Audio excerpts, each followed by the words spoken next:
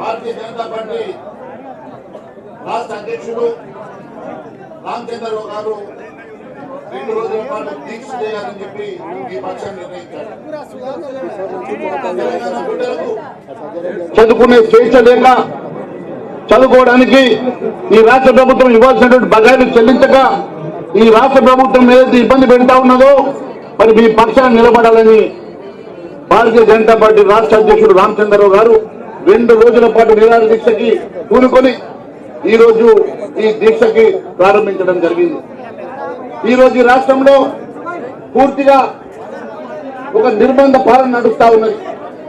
ప్రజాస్వామ్య పద్ధతిలో ఈ రాష్ట్రంలో ఒక దీక్ష చేయాలంటే మరి పర్మిషన్ ని క్యాన్సిల్ చేసి కనీసం దీక్ష చేయడానికి ప్రజాస్వామ్య పద్ధతిలో భారతీయ జనతా పార్టీ దీక్ష చేస్తా అంటే దీక్ష చేయడానికి కూడా అనుమతి లేదని నిర్బంధిస్తే ఈ రోజు భారతీయ జనతా పార్టీ ఆఫీసులో ఈ దీక్షను ప్రారంభం చేయడం జరిగింది.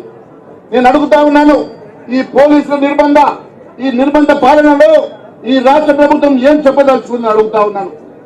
ఎన్నో హామీలు ఇచ్చి యావత్ తెలంగాణ రాష్ట్ర ప్రజానీకాన్ని మోసం చేస్తున్నటువంటి ప్రభుత్వం, తెలంగాణ రాష్ట్ర ప్రజలకి అనేక హామీలు ఇచ్చినటువంటి ప్రభుత్వం, తప్పుడు హామీలతో గద్దెనెక్కినటువంటి ప్రభుత్వం, ఈ రోజు విద్యార్థులను కూడా మోసం చేసినటువంటి ప్రభుత్వం. విద్యార్థులకు స్కూటీలు కొనిస్తామని చెప్పింది, మీ అందరికీ ఫీ రియంబర్స్మెంట్ ఇస్తామన్నారు, 2 లక్షల ఉద్యోగాలు ఇస్తామన్నారు, మీ అందరికీ విదేశీ విద్యకు మరి అనేకమైన స్కాలర్షిప్ ఇస్తామని చెప్పారు. చివరకు ఈ రోజు విద్యార్థి లోకానికి మధ్యాహ్న భోజన పథకానికి కూడా ఈ రోజు నిధులను కేటాయించినటువంటి ప్రభుత్వం. ఈ భారతదేశంలో బీహార్ లాంటి రాష్ట్రంలో కూడా 20% నిధులు కేటాయిస్తే ఈ రోజు మన బడ్జెట్ లో కేవలం 8% నిధులతోటి ఈ రాష్ట్ర ప్రభుత్వం విద్యార్థి లోకాన్ని పూర్తిగా మోసం చేస్తుందని చెప్పి తెలియజేస్తా ఉన్నాను.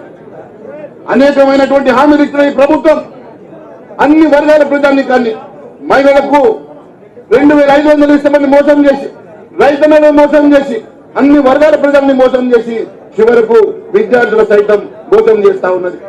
ఈ రోజు విద్యా మంత్రి లేడు ఈ రాష్ట్రంలో, నేనన్నిటికీ మంత్రి అని చెప్పేటువంటి రేవంత్ రెడ్డి ఈ రోజు విదేశీ యాత్రకు బయలుదేరినావు కదా, అనేక మంది టీచర్లను విదేశీ యాత్రకు తిప్పుతా ఉన్నావు కదా.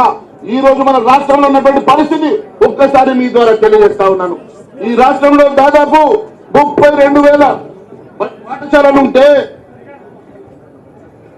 దాదాపు 30,011 పాఠశాలలుంటే దాంట్లో 21,121 పాఠశాలల్లో కనీసం శిథిలావస్థలో ఉన్నాయి, కనీసం బాత్రూములు కూడా లేవు. ఈ రోజు దాదాపుగా 1859 బడుల్లో చుక్క తాగునీటి లేదు. అంతేకాదు 1752 పాఠశాలల్లో బాలికలకు కూడా మరి మరుగుదొడ్లు లేనటువంటి పరిస్థితి రాష్ట్రంలో ఉన్నది. ఒకవైపు కనీస సౌకర్యాన్ని ఇవ్వడానికి నిధులు లేవు. విదేశాలు పోయి విదేశీ యాత్రలు చేసి ఈ రోజు ఎక్కడో ఆక్స్ఫర్డ్ యూనివర్సిటీని తీసుకొస్తాడట.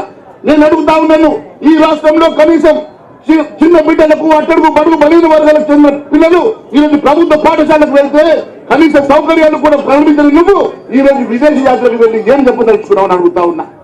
ఈ రోజు అనేకమైనటువంటి సమస్యలతో ఈ రాష్ట్ర ప్రభుత్వం విద్యా లోకాన్ని పూర్తిగా భ్రష్టు పట్టిస్తా ఉంటే మీ పక్షాన నిలబడాలని, మీ పక్షాన ఈ రాష్ట్ర ప్రభుత్వాన్ని వ్యతిరేకంగా మీ అందరి పక్షాన ఈ రోజు భారతీయ జనతా పార్టీ రాష్ట్ర అధ్యక్షుడు రామచంద్రరావు గారు మీ పక్షాన దీక్ష పూనుకున్నారు. వారికి ఒక్కసారి మీ అందరి తరఫున